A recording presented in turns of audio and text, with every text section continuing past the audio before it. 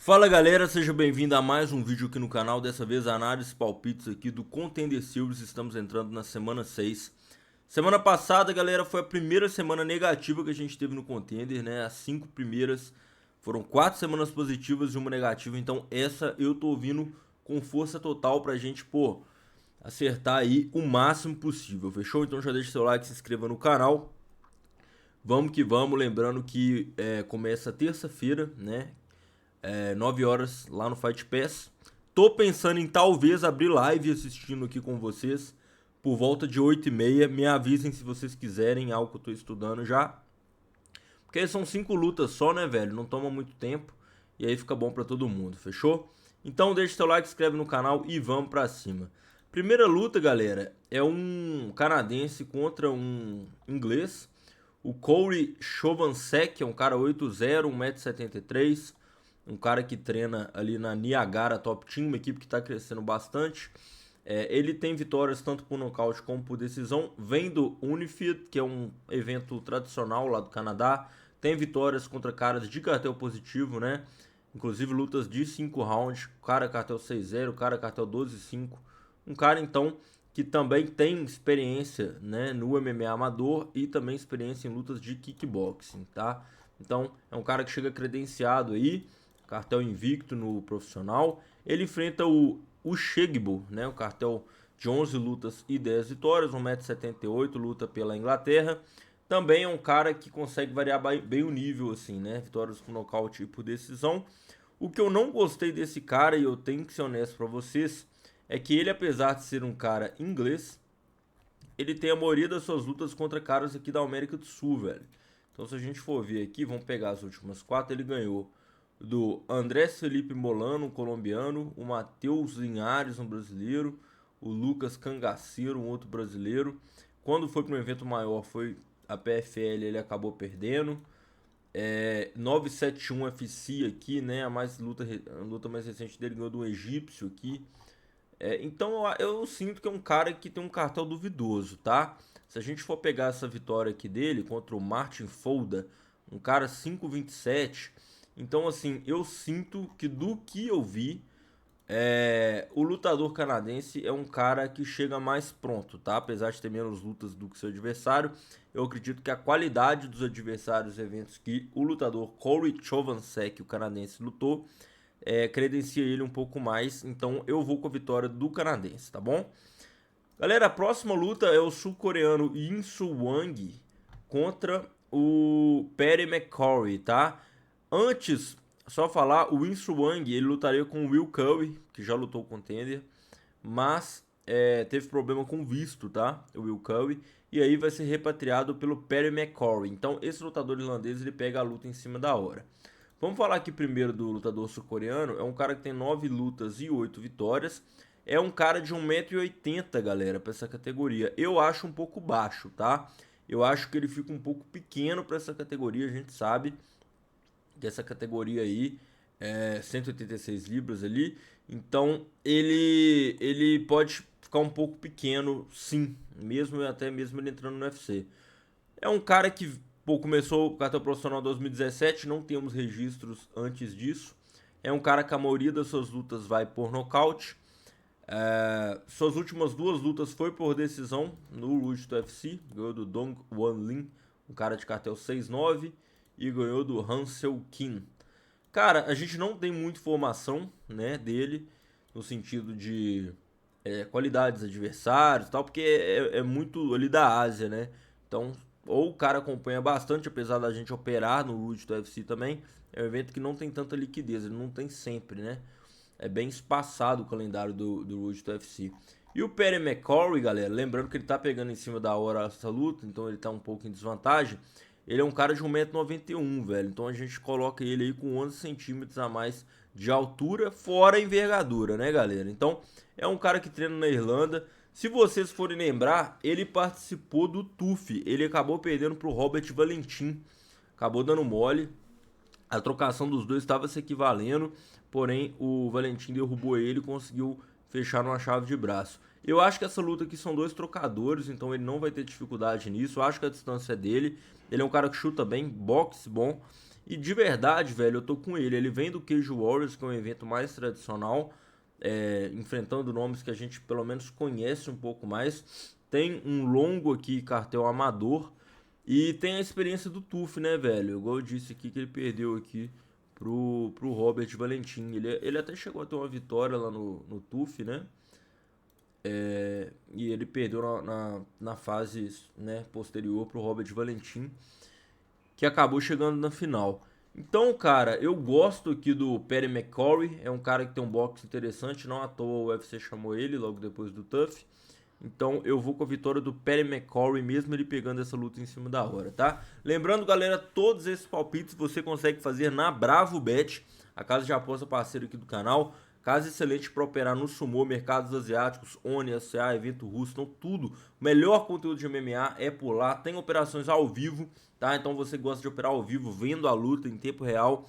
Às vezes o lutador que você colocou tá perdendo, você gosta de querer tirar ou colocar no outro, fazer uma defesa. É uma casa que te dá muita opção, tá? Então, assim, saque e depósito instantâneo via Pix, suporte humanizado 24 horas, vem pra Bravo Bet. O link para vocês registrar está na descrição, fechou? Galera, próxima luta, Thomas Gant versus Aidan Livingston, né? Cara, o Aidan Livingston tem apenas 6 lutas de MMA profissional, um cara de 1,88 m, um cara alto para essa categoria. Tem 2 vitórias pelo LFA, né, por nocaute, ganhou do Hugo Oyarzun e do Jake Hixenbaugh, né? Cara, a maioria das lutas dele aqui foram contra caras estreantes ou de cartel negativo antes dele ir para o LFA ano passado, que ele realmente aumentou o nível. Um cara que tem muita experiência no MMA amador, né, de 2020 até 2022, ficou 2 anos lutando ali, fez, pô, 1, 2, 3, 4, 5, fez 9 lutas no MMA amador. Ele enfrenta esse Thomas Gant, velho, que do que eu pesquisei eu gostei demais do boxe dele e do wrestling, né? Vocês podem até ver aqui pela roupa, é um cara do wrestling, não tem segredo. Cara que tem vitórias por nocaute e também por finalização. O que eu não gostei foi essas vitórias dele aqui, velho. Enfrentou muito cara aqui, 18-24, 5-10. Eu fico receoso, assim, velho, dele não ter aquela tarimba, entendeu? Mas é um cara que tem mais lutas de MMA que seu oponente. É um cara que tem um wrestling bom. Eu vou com ele, mas não tão confiante, tá, galera? Eu vou com o Thomas Gant aqui. Acho que é um cara que se imprimiu wrestling ali, pode ter bastante êxito. A trocação do Aidan Livingston é um pouco melhor, mas pelo wrestling eu vou a favor do lutador Thomas Gant. Mas assim, cara, é uma luta que, o que eu disse pra vocês, o Adam Livingston é o cara que vem de eventos melhores. Então se for operar no Thomas Gant aí, meia unidade, aquela coisa toda. Esse evento, galera, as lutas estão bem equilibradas, tá? Aqui um cara 8-0 contra um cara 10-1.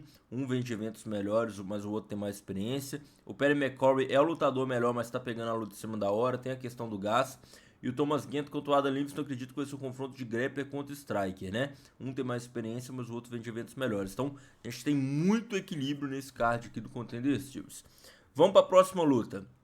Muhammad Ali contra o Ivo Baraneski. Cara, o Muhammad Ali, para quem não conhece, é um cara... Muhammad Ali, né? Não sei como se pronuncia. É um cara que é multicampeão de jiu-jitsu. Acho que ele jogou PAN, Mundial, tudo, né? De kimono. É um cara que tem 31 anos, então parou com o jiu-jitsu na hora certa para focar, para migrar para o MMA, né? Trocação é difícil de você evoluir, principalmente quando você vem de uma base de grappling. Então ele é um cara que, inclusive, conseguiu vitórias por nocaute. Ele é um cara que conseguiu, inclusive, ganhar de um ex-UFC na sua última luta contra o Jared Gooden, né? Um cara que ficou muito tempo no UFC. Enfim, velho, gostei, né, dele, apesar de ter apenas 4 lutas de MMA profissional. Vocês podem ver aqui que a maioria dessas lutas é de grappling, né? Um cara, como eu disse, multicampeão de jiu-jitsu, então acredito que o objetivo dele vai ser botar pra baixo. Fez algumas lutas de kickboxing e de MMA. E aí tá estreando já, né, velho? É um cara que chega bem credencial de ser um grappler de excelência.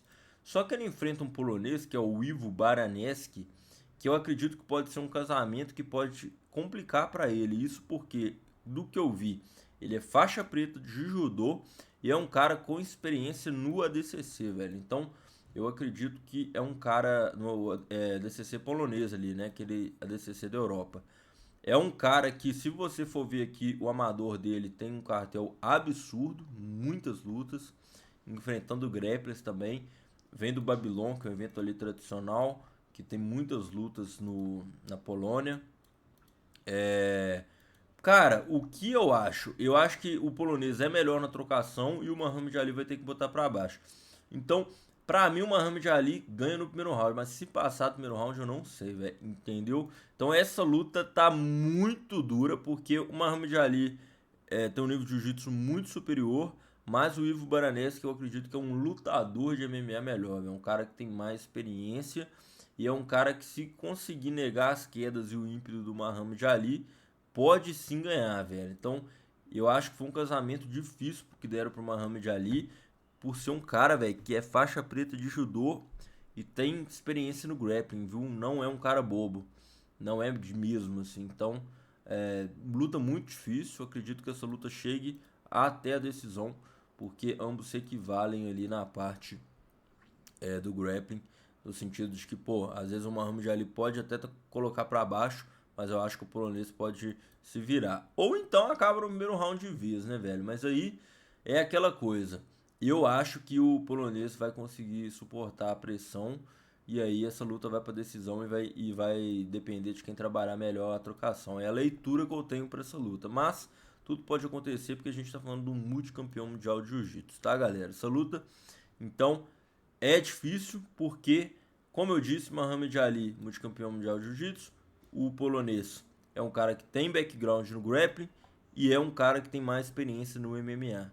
Então, vamos ver até que nível que o Muhammad Ali vai apresentar aí. Ambos têm poucas lutas de MMA profissional, mas galera, não se engane, apesar desse cartel 5-0, o polonês aqui tem muita luta de MMA amador, velho, aqui. Ele ficou de 2024 até 2020, ficou 4 anos lutando muito, muito, muito amador aqui, ó. Fechou? Então vamos que vamos, vamos pra cima. Próxima luta, Maxon Lee contra Etcher Sosa, luta válida pelo peso galo. Esse lutador espanhol aqui, o Etcher Sosa, é um cara que tem 14 lutas e 13 vitórias, 1,72 m, vem do WoW, que é o principal evento da Espanha, tá?